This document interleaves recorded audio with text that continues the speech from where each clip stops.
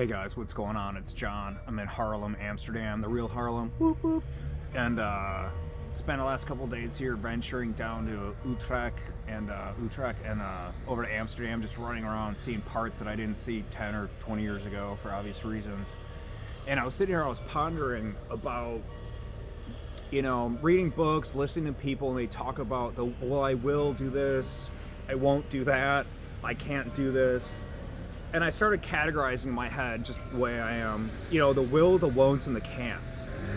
And I look at this way, especially if you just come to racing track.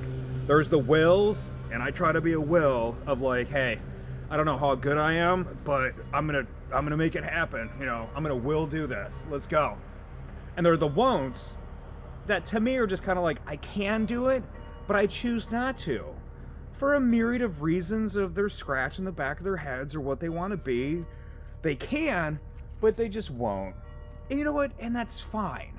And then there's the can'ts. Now, the can'ts are the people that spiritually, emotionally, physically, psychologically, they can't get over that hill. I'll call the can'ts my veterans that, for back injuries and whatnot, are pretty much bound to a wheelchair for the rest of their life. They literally can't run that race.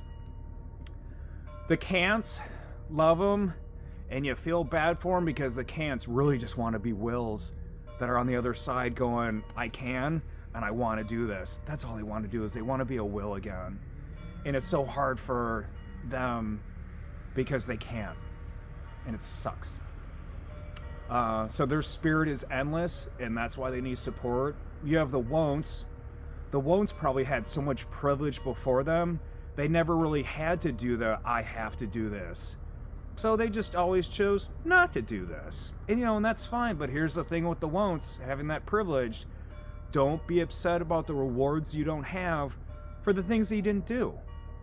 That's the way it is. Then there's the wills. So I try to be a will most of the time, and we all have our percentages. I could be 50% will, a quarter can't, a quarter won't, and it could all go up and down the line in different mix that you choose.